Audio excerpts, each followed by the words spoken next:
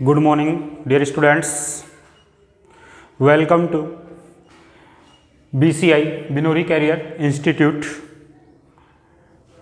online classes. Dear students, Binori classes के अंतर्गत हम नीट, एम्स, IIT JEE जिसमें मेन और एडवांस दोनों के साथ में तथा 11th-12th फाउंडेशन साइंस स्ट्रीम में हम ऑनलाइन क्लासेज का एक नया मॉडल लेकर आ रहे हैं। बिनोरी क्लासेज के ऑनलाइन प्लेटफॉर्म पर आपका स्वागत है। मैं Amit Kumar Sharma, chemistry subject JEE और नीट के लिए आपके साथ स्टार्ट कर रहा हूं। डियर स्टूडेंट्स, वर्तमान परिक्षेप को देखते हुए हमारे कुछ साथियों ने डिसाइड किया कि अभी कोरोना जैसी महामारी के दौरान हमें कुछ बच्चों को नया देने के लिए, कुछ अच्छा स्टडी मटेरियल देने के लिए एक प्लेटफॉर्म तैयार करना चाहिए, जिसके लिए हम आपके साथ उपस्थित हैं BCI के ऑनलाइन प्लेटफॉर्म पर। डियर स्टूडेंट्स, सभी को एक बार फिर से मैं बता रहा हूँ कि बिनोरी कैरियर इंस्टीट्यूट में हम NEET, AIIMS, IIT JEE main और एडवांस के साथ में 11th-12th फाउंडेशन की क्लासें ऑनलाइन हम कंटिन्यू करेंगे। एड्रेस है first floor 1/32 JTM mall near Jagatpura फाटक and flyover Jaipur. Dear students, जब भी हम कुछ काम करने का सोचें, जिंदगी में कुछ करने का सोचें, उस समय हम अपने सारे एफर्ट्स के साथ उस वर्क को कंप्लीट करने की कोशिश करें। जो हमारा एम, जो हमारा गोल हमने डिसाइड किया है, उसको अचीव करने का प्रयास करें। और जब हम संपूर्ण एनर्जी के साथ, अपने सभी एफर्ट्स के साथ उसको पाने की कोशिश करेंगे तो निश्चित ही हमें सफलता मिलेगी और हम अपना गोल अचीव कर सकते हैं। तो डियर स्टूडेंट्स, कहा जाता है कि हार के डर जाने से बेहतर है जीत की कोशिशों में मर जाना। और जीतने के लिए हमारे इंटरनल जो आंतरिक जो आत्मविश्वास है, इसका होना बहुत ज़रूरी है। इस आंतरिक आत्मविश्वास के बिना हम किसी भी सफलता को प्राप्त नहीं कर सकते। विश्वास जो है, ये एक ऐसी शक्ति है जिससे उजड़ी हुई दुनिया में भी प्रकाश लाया जा सकता है। इसलिए जब हम अपना गोल डिसाइड करें, अपना एम डिसाइड करें, तो अपने अंदर, अपने अंतरात्मा में इस तरीके से एक दृढ़ निश्चय करें, एक विश्वास जागृत करें कि मुझे ये किसी भी प्रकार से करना है। ठीक है, उसके लिए हमारी टीम आपका पूर्ण रूप से सहयोग करेगी और मैं आपको विश्वास दिलाता हूं कि हमारी टीम की तरफ से आपको किसी प्रकार का कोई ड्रॉबैक्स नहीं मिलेगा और आपकी हर संभव सहायता करने की कोशिश की जाएगी।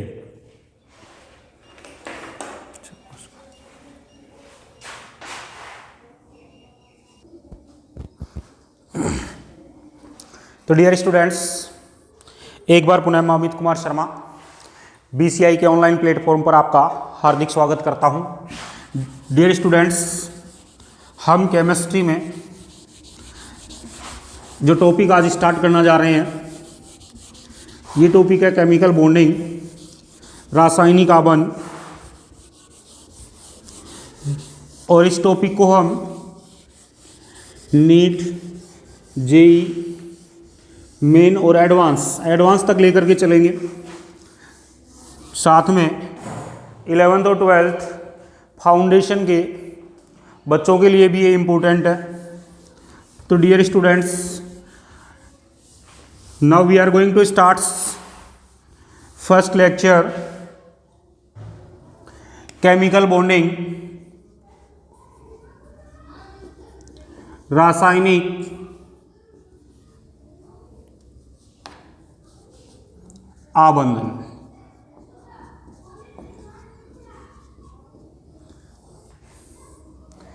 हमें पता है कि हमारे पास जितने भी नॉन एलिमेंट्स हैं, जितने भी ज्ञात तत्व हैं, आवर्त सारणी आपने पढ़ी होगी, इसके ज्ञात तत्वों में हम मानते हैं 118 ज्ञात तत्व हैं। इनमें से अधिकांश जो होते हैं ये अधिकांश स्वतंत्र अवस्था में नहीं होते। ये किस अवस्था में पाए जाते हैं? संयुक्त अवस्था में पाए जाते हैं। मैंने अधिकांश शब्द क्यों लिया है? क्योंकि यदि मैं कहूं कि नोबल गैस जो है, नोबल गैसेज को छोड़ करके जितने भी एलिमेंट्स यूनिवर्स में हैं, ये एलिमेंट्स मुक्त या स्वतंत्र अवस्था में नहीं होते। किस अवस्था में होते हैं? संयुक्त अवस्था में होते हैं। ये आपस में या किसी दूसरे परमाणुओं के साथ आपस में जुड़ करके और यौगिक या स्पीसीज के रूप में पाए जाते हैं। ठीक है। नोबल गैस जो है, इसके बारे में हम बात करेंगे कि नोबल गैस जो है, ये नोबल गैस संयुक्त अवस्था में क्यों नहीं होती, स्वतंत्र क्यों रहती है। नोबल गैसेज के जो परमाणु हैं ये कैसे होते हैं? स्वतंत्र होते हैं। इसके लिए हमें नोबल गैस के इलेक्ट्रॉनिक विन्यास को एक बार समझना होगा। और जब हम इलेक्ट्रॉनिक विन्यास की बात करें तो dear students, noble gas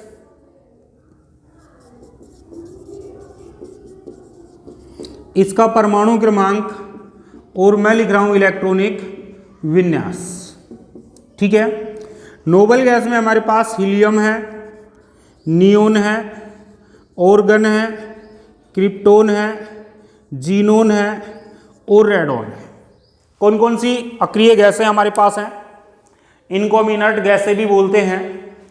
helium, neon, argon, krypton, xenon और रेडॉन। हीलियम जो है, इसका एटॉमिक नंबर, परमाणु क्रमांक, जिसको हम जेड से लिखते हैं, परमाणु क्रमांक कितना होता है? 2। नियोन का कितना होता है? 10। ऑर्गन का कितना होता है? 18। क्रिप्टोन का कितना होता है? 36। जीनोन का कितना होता है? 54। और रेडॉन का जो एटॉमिक नंबर होता है ये होता है 86। ठीक है। अब हम इनका इलेक्ट्रॉनिक विन्यास देखें तो हीलियम का इलेक्ट्रॉनिक विन्यास 1s2, नियोन का इलेक्ट्रॉनिक विन्यास 1s2, 2s2, 2p6। बाह्य इलेक्ट्रॉनिक विन्यास लिख रहा हूं मैं केवल। नियोन के बाद में ऑर्गन जो है 18 नंबर पर,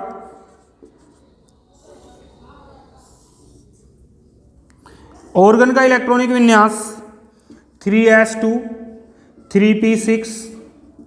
फिर क्रिप्टोन का इलेक्ट्रॉनिक विन्यास 4s2, 4p6। फिर जीनोन का इलेक्ट्रॉनिक विन्यास 5s2, 5p6 और रेडॉन का इलेक्ट्रॉनिक विन्यास 6s2, 6p6। क्लियर। अब इस इलेक्ट्रॉनिक विन्यास को नोटिस करें। देखो यहां पर बाह्यतम कोश में इलेक्ट्रॉन 2 हैं, यहां पर बाह्यतम कोश में इलेक्ट्रॉन 2 के साथ क्या है? बाह्यतम कोश में 8। फिर यहां पर भी हमारे पास बाह्यतम कोश में कितने होंगे? 8 होंगे। ठीक है। पूरा देखेंगे तो 2, 8, 8। इसी तरीके से हम ऑर्गन के बाद बात करें क्रिप्टोन, और क्रिप्टोन की इलेक्ट्रॉनिक विन्यास की बात करें तो ये रहेगा 2, 8, 18 और फिर क्या होगा? 8। क्रिप्टोन के बाद जीनोन के बाह्यतम कंप्लीट इलेक्ट्रॉनिक विन्यास देखें हम, तब हमारे पास आएगा 2, 8, 18, 18 और फिर 8। और फिर लास्ट हमारे पास 86 पर रेडॉन है। रेडॉन में हमारे पास आएगा 2, 8, 18, 32, 18 और 8। सबके बाह्यतम कोश में हम कहेंगे कि क्या है? हीलियम को छोड़ करके। किसको छोड़ करके? हीलियम को छोड़ करके जो भी अक्रिय गैसें हमारे पास है, जो भी अक्रिय गैसें हैं, इनके आउटर मोस्ट शेल में बाह्यतम कोश में, कौन से कोश में? बाह्यतम कोश में 8 इलेक्ट्रॉन है। कितने इलेक्ट्रॉन है? 8 इलेक्ट्रॉन है। या मैं यूं कह सकता हूं कि इनका बाह्यतम कोष का इलेक्ट्रॉनिक विन्यास NS2Np6 है, यानी कि S जो कक्षक है ये और जो P कक्षक है बाह्यतम कोष में, ये दोनों कक्षक पूर्ण पूरित है और पूर्ण पूरित S और P कक्षकों के कारण ये स्टेबिलिटी शो करते हैं, यानी कि ये क्या है, स्थायित्व दर्शाते हैं। तो इनका स्थायित्व क्यों होता है अक्रिय गैसों का, ये मुक्त या स्वतंत्र अवस्था में क्यों पाई जाती हैं? तो क्या रीजन हमारे पास निकल के आ रहा है कि हीलियम को छोड़ करके बाकी सबके आउटर मोस्ट शेल में क्या है, S और P कक्षक पूर्ण है। हीलियम में केवल S कक्षक है, वो भी क्या है, पूर्ण है। और इनके S और P कक्षक पूर्ण होने के कारण इनके पास अनपेयर्ड इलेक्ट्रॉन नहीं है, अयुग्मित इलेक्ट्रॉन नहीं है, जो किसी दूसरे परमाणु के साथ युग्मित होने के लिए आवश्यक है। तो जब इनके पास युग्मित होने के लिए अयुग्मित इलेक्ट्रॉन्स नहीं है तो ये दूसरे परमाणुओं के साथ युग्मित नहीं हो पाएंगे, और युग्मित नहीं हो पाएंगे तो ये क्या होंगे, स्थायी होंगे। ठीक है, तो इनकी स्टेबिलिटी का ये रीजन निकल के आया, इसको हम आगे अभी देखेंगे ऑक्टेट रूल में भी।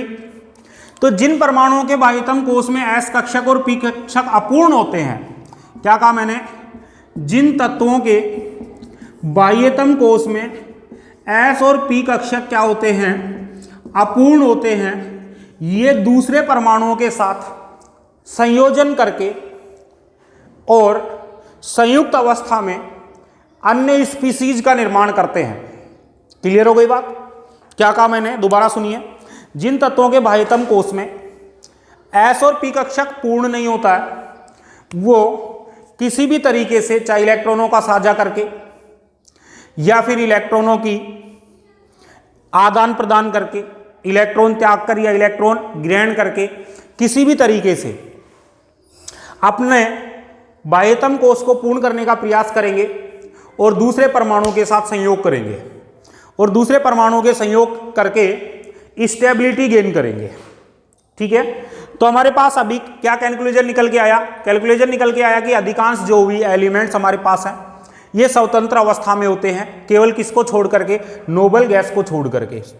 ठीक है, नोबल गैस जो है, सॉरी, अधिकांश स्वतंत्र अवस्था में नहीं होते हैं। कौन सी अवस्था में होते हैं, संयुक्त अवस्था में होते हैं। किसको छोड़ करके, नोबल गैसेज को छोड़ करके। नोबल गैसेज कैसी होती है, स्वतंत्र होती हैं। इनकी स्वतंत्रता का कारण क्या है, ये मुक्त अवस्था में क्यों पाई जाती है, इसके लिए मैंने इलेक्ट्रॉनिक विन्यास पर चर्चा की। और इलेक्ट्रॉनिक विन्यास पर चर्चा करने के बाद हमने एक कैलकुलेशन निकाला कि जिनके बाह्यतम कोष में S और P कक्षक पूर्ण पूरित होते हैं, पूर्ण रूप से भरे हुए होते हैं, जिनमें इलेक्ट्रॉन पूर्ण रूप से फिल होते हैं, वो क्या होते हैं, स्थायी होते हैं। ठीक है, तो इनकी स्टेबिलिटी का रीजन निकल के आ गया कि इनमें S और P कक्षक क्या है, पूर्ण पूरित है। अब हम कह सकते हैं कि हमारे पास जो अधिकांश एलिमेंट्स हैं उनमें S और P कक्षक अपूर्ण होते हैं, और अपूर्ण होते हैं तो ये अपने अष्टक को पूर्ण करने का प्रयास करते हैं, जिसके कारण ये संयुक्त अवस्था में पाए जाते हैं। क्लियर?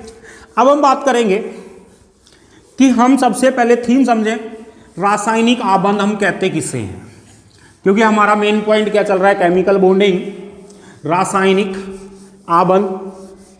और रासायनिक आबंध की जब हम बात करेंगे तो सबसे पहले हम इसको डिफाइन करेंगे, और डिफाइन करने के बाद में मैं यहाँ पर कुछ इंपॉर्टेंट क्वेश्चंस जो अभी तक प्रीवियस एग्जाम्स में यहाँ से आए हुए हैं उन पर डिस्कस करूँगा। हम स्टार्ट कर रहे हैं रासायनिक आबंध की डेफिनेशन। तो डियर स्टूडेंट्स, हमने आपसे कहा कि हमारे पास ये एक हाइड्रोजन एटम है और ये दूसरा हाइड्रोजन एटम है। इसका इलेक्ट्रॉनिक विन्यास 1s1, इसका इलेक्ट्रॉनिक विन्यास भी क्या है, 1s1। ठीक है, ये दोनों फ्री एटम है।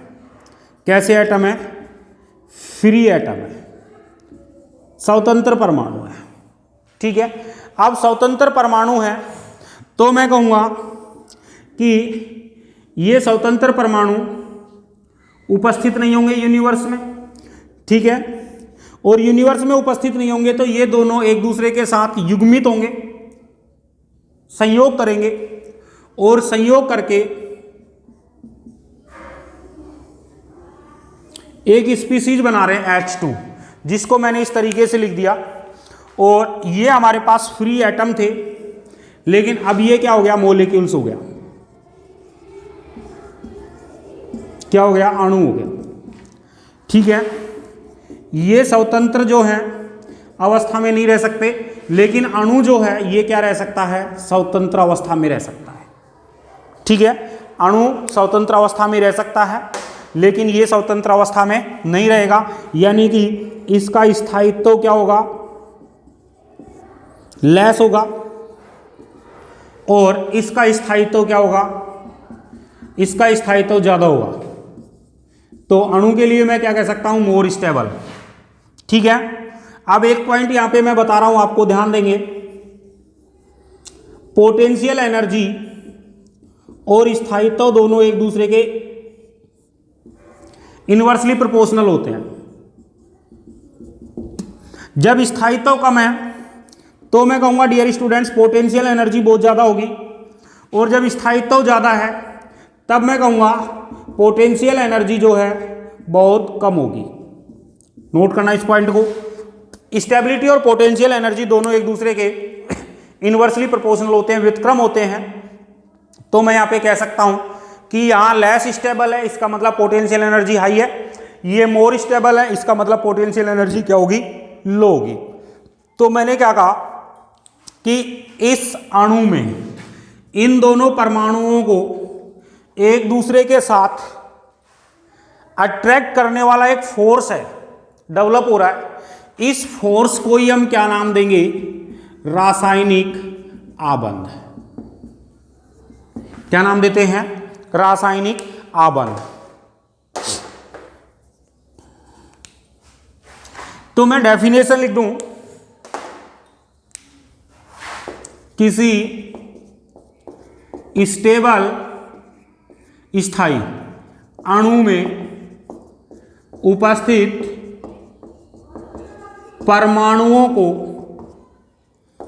परस्पर बांधे रखने वाला अट्रैक्शन फोर्स, आकर्षण बल क्या कहलाता है, रासायनिक आबंध कहलाता है। क्या कहलाता है, रासायनिक आबंध। क्लियर। अब यहां से दो टाइप के क्वेश्चंस नीट और जेई एडवांस के लिए मैं आपसे डिस्कस कर रहा हूं। देखिए, जब यहां पर मैंने कहा पोटेंशियल एनर्जी ज्यादा है और यहां पर पोटेंशियल एनर्जी कम है, इसका मतलब इनके बीच में बॉन्ड का फॉर्मेशन हो रहा है, और बॉन्ड का फॉर्मेशन हो रहा है तो इसको मैं कहूंगा बॉन्ड एनर्जी। बॉन्ड एनर्जी, आबंध ऊर्जा।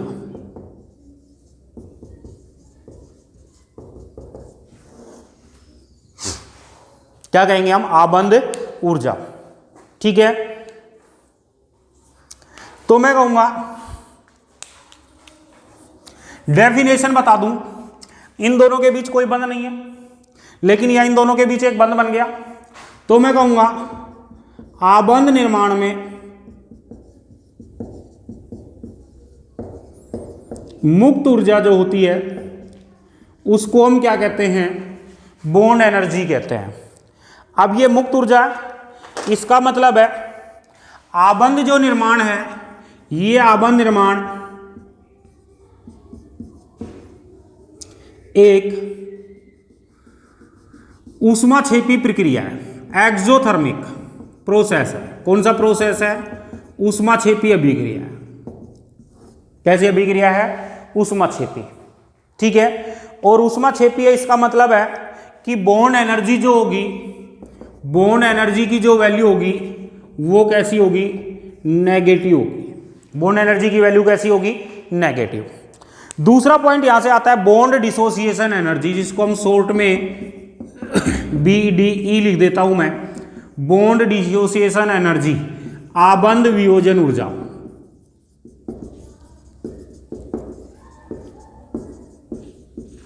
आप देखें, इस आबंध को मुझे तोड़ना है, ब्रेक करना है। इसको ब्रेक करना है, तोड़ना है, तो मुझे क्या करना पड़ेगा, इसको ऊर्जा देनी पड़ेगी। और किसी भी रासायनिक आबंध को ब्रेक करने के लिए जो ऊर्जा की आवश्यकता होती है ऊर्जा की नेसेसिटी होती है। इसको हम क्या कहते हैं? बॉन्ड डिसोसिएशन एनर्जी, आबंध वियोजन ऊर्जा। मैंने कहा यहां पर ऊर्जा रिलीज हो रही है, मुक्त हो रही है, तो ये ऊष्माक्षेपी हो गया। यहां पर ऊर्जा की आवश्यकता होगी तो बॉन्ड डिसोसिएशन एनर्जी जो है, आबंध वियोजन जो है, ये कैसा प्रोसेस हो जाएगा? ऊष्माशोषी प्रोसेस हो जाएगा। और BDE की वैल्यू जो है जनरली पॉजिटिव होगी। जनरली कैसी होगी? पॉजिटिव। ठीक है। अब यहां से देखो, जैसे ही बॉन्ड का फॉर्मेशन होगा ऊर्जा मुक्त होगी और स्टेबिलिटी बढ़ेगी। तो मैं आपसे कह सकता हूं कि बॉन्ड एनर्जी, बहुत इंपॉर्टेंट पॉइंट है, नोटिस करना इसको ढंग से। बॉन्ड एनर्जी जितनी ज्यादा नेगेटिव होगी, बॉन्ड एनर्जी जितनी ज्यादा नेगेटिव होगी, अट्रैक्शन फोर्स, शॉर्ट में लिखा है मैंने AF। AF का मतलब समझ जाना क्या है? Attraction force between atom. Attraction force between atom ये भी बहुत ज्यादा होगा। ठीक है, अट्रैक्शन फोर्स बिटवीन एटम बहुत ज्यादा होगा। इसका मतलब है बॉन्ड का जो स्ट्रेंथ है, बॉन्ड की स्ट्रेंथ बहुत ज्यादा होगी। और बॉन्ड की स्ट्रेंथ बहुत ज्यादा होने का मतलब है, एक पॉइंट और मैं कह सकता हूं, स्टेबिलिटी जो होगी वो ज्यादा होगी। स्टेबिलिटी भी क्या होगी? ज्यादा होगी। क्लियर है? वापस देखें, मैंने कहा बॉन्ड एनर्जी जितनी ज्यादा होगी, अट्रैक्शन फोर्स जो होगा वो उतना ही ज्यादा होगा, और बॉन्ड स्ट्रेंथ उतनी ज्यादा होगी। और मैं कह सकता हूं स्टेबिलिटी इंक्रीज हो जाएगी, स्टेबिलिटी बहुत ज्यादा होगी। ठीक है। अब मैं यहां पर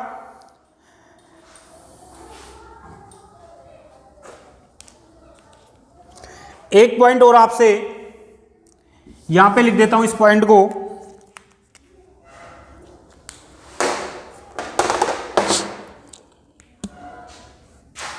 बॉन्ड एनर्जी जितनी ज्यादा नेगेटिव होगी, स्टेबिलिटी भी उतनी ही ज्यादा इंक्रीज होगी। ठीक है। दूसरी बात, बॉन्ड की जो स्ट्रेंथ है, सामर्थ्यता, स्ट्रेंथ समझ रहे हो ना? सामर्थ्यता, बॉन्ड की जो स्ट्रेंथ है, बॉन्ड की स्ट्रेंथ जो है ये बॉन्ड एनर्जी के डायरेक्ट प्रोपोर्शनल टू होगी। बॉन्ड एनर्जी जितनी ज्यादा मोर नेगेटिव, बॉन्ड स्ट्रेंथ भी मोर होगी। जितनी ज्यादा बॉन्ड एनर्जी रिलीज होगी, बॉन्ड की स्ट्रेंथ उतनी ही इंक्रीज हो जाएगी। ठीक है। और तीसरी बात, स्टेबिलिटी जो है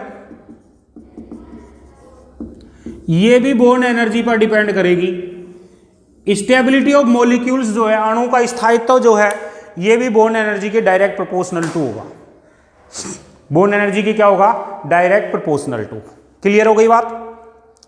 अब इस पे मैं कुछ क्वेश्चंस आपसे डिस्कस करूंगा। नोट कर लें साथ साथ, वीडियो को एक बार रिवर्स करके जो मैंने लिखा है इसको साथ साथ नोट्स कर लें। जितने ज़्यादा आप साथ में नोट करते रहेंगे बहुत अच्छा फायदा रहेगा आपको। ठीक है, टॉपिक क्लियर होगा, साथ साथ नोट्स बनाते चलें। किसी भी प्रकार का कोई डाउट हो तो आप कमेंट्स बॉक्स में लिख दें। नेक्स्ट क्लास से पहले, नेक्स्ट लेक्चर से पहले आपका डाउट क्लियर कर दिया जाएगा।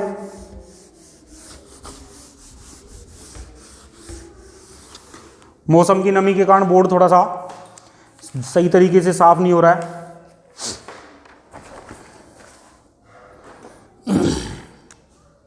अब मैंने आपसे कहा, एक क्वेश्चन लिया, बहुत इंपॉर्टेंट क्वेश्चन है, ध्यान रखें कि मैंने कहा A+B फॉर्मेशन कर दिया मैंने AB का। ठीक है। फिर मैंने कहा P+Q मैंने फॉर्मेशन किया किसका? PQ का। फिर मैंने कहा M+N फॉर्मेशन किया मैंने MN का। और X+Y फॉर्मेशन किया मैंने किसका, XY का।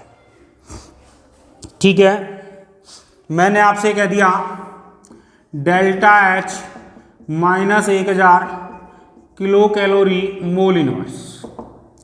यहाँ पे मैंने delta H minus 500 kilo calorie mole inverse, यहाँ पे मैंने 100 किलो कैलोरी मोल इनवर्स, और फिर यहाँ पे मैंने 50 किलो कैलोरी मोल इनवर्स। बहुत अच्छा क्वेश्चन है।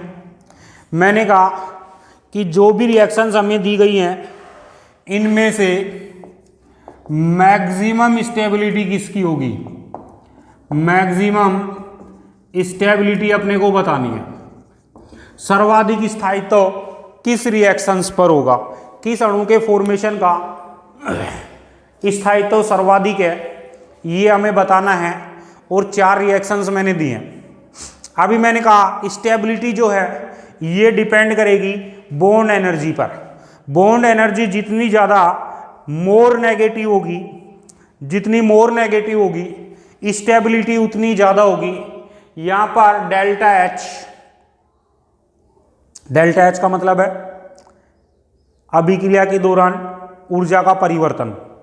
नेगेटिव में आ रहा है तो ये बॉन्ड एनर्जी को बताएगा।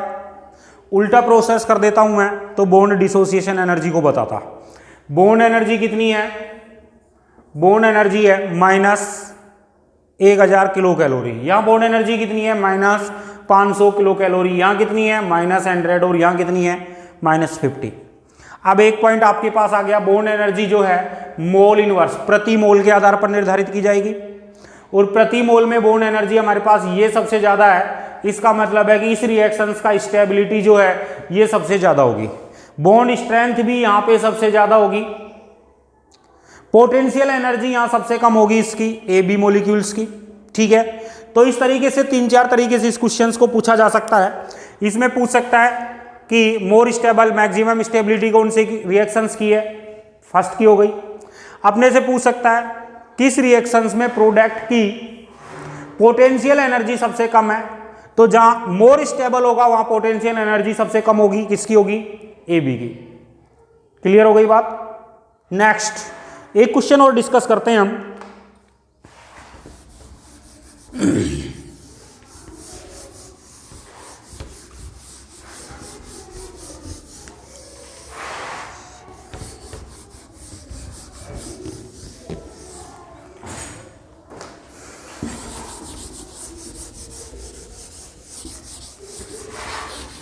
एक क्वेश्चन और लेते हैं। मैंने एक रिएक्शंस दी 4F, मैंने फॉर्मेशन किया 2F2 का। किसका फॉर्मेशन किया, 2F2 का। और मैंने कह दिया delta HF is equal to minus 600 kilo calorie है। ठीक है, तो हमें अब बताना है कि यहां पर बॉन्ड डिसोसिएशन एनर्जी क्या होगी, plus 600 kilo calorie, minus 600 kilo calorie, plus 300 kilo calorie, और माइनस 300 किलो कैलोरी। ये हमें बताना है bond dissociation energy. Delta HF formation दे दिया मैंने कितने मोल का फॉर्मेशन किया है 2 मोल का। तो मैं यहां से पहले बॉन्ड एनर्जी निकालूंगा। बॉन्ड एनर्जी आ जाएगी, बॉन्ड एनर्जी मैंने कहा था पर मोल के लिए कैलकुलेट करेंगे। ये फॉर्मेशन हो रहा है कितने मोल का, 2 मोल का। तो हमारे पास आ गई 600/2, कितना हो गया, 300 किलो कैलोरी। क्लियर हो गई बात। अब मैंने क्वेश्चंस में बॉन्ड एनर्जी ना पूछ के क्या पूछा है, बॉन्ड डिसोसिएशन एनर्जी डिस्कस किया है। बॉन्ड डिसोसिएशन एनर्जी क्या होगी, तो बॉन्ड एनर्जी जो है ये नेगेटिव होती है, बॉन्ड डिसोसिएशन एनर्जी जो है ये पॉजिटिव होती है। क्यों होती है, क्योंकि बॉन्ड एनर्जी बॉन्ड के फॉर्मेशन में आएगी। बॉन्ड का फॉर्मेशन एक एक्सोथर्मिक प्रोसेस है। ठीक है, और बॉन्ड डिसोसिएशन एनर्जी जो है ये एंडोथर्मिक प्रोसेस है, ऊष्माशोषी प्रक्रम है। और बॉन्ड डिसोसिएशन एनर्जी की बात करूंगा तो बॉन्ड डिसोसिएशन एनर्जी हो जाएगी +300 किलो कैलोरी। कौन सा ऑप्शन हो गया? सी। क्लियर हो गई बात? कौन सा ऑप्शन हो गया? सी। यहां तक किसी को डाउट है क्या? क्वेश्चंस नोट कर लें, कोई डाउट हो तो कमेंट्स बॉक्स में शेयर करें। कल की क्लास से पहले आपका डाउट क्लियर कर दिया जाएगा। ठीक है, दोनों क्वेश्चंस काफ़ी इंपॉर्टेंट क्वेश्चंस हमने डिस्कस किए। अब डियर स्टूडेंट्स हम बात करेंगे कि ये जो परमाणुओं के बीच में कॉम्बिनेशन हो रहा है, संयोजन जो हो रहा है, ये संयोजन का रीजन क्या है? ठीक है, रासायनिक संयोजन का कारण क्या है? तो जब यदि हमसे पूछ ले रासायनिक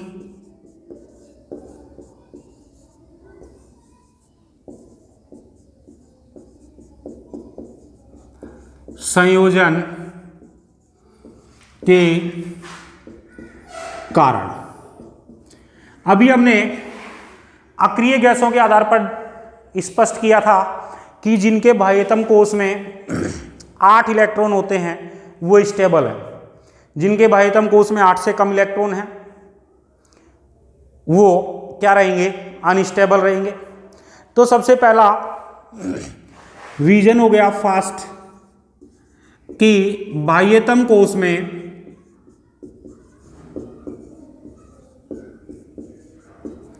अष्टक पूर्ण करने के लिए, अष्टक का मतलब कितने हो गए? 8 इलेक्ट्रॉन पूर्ण करने के लिए। ठीक है, 8 इलेक्ट्रॉन पूर्ण क्यों करेंगे? 8 इलेक्ट्रॉन पूर्ण करने के कारण इनमें पोटेंशियल एनर्जी जो है ये क्या हो जाएगी? लॉस हो जाएगी।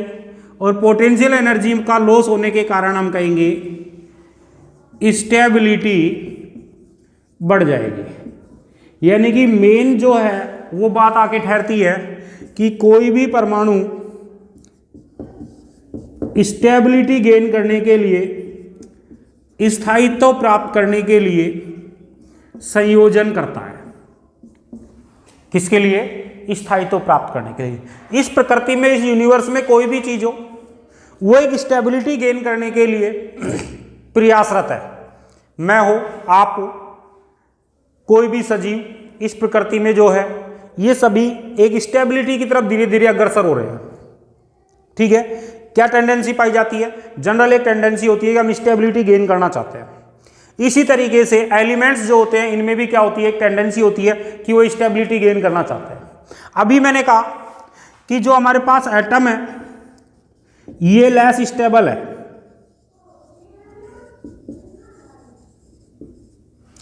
और ये यदि मोलेक्यूल्स में कन्वर्ट हो जाता है तो इसकी स्टेबिलिटी बढ़ जाती है, ये मोर स्टेबल हो जाता है।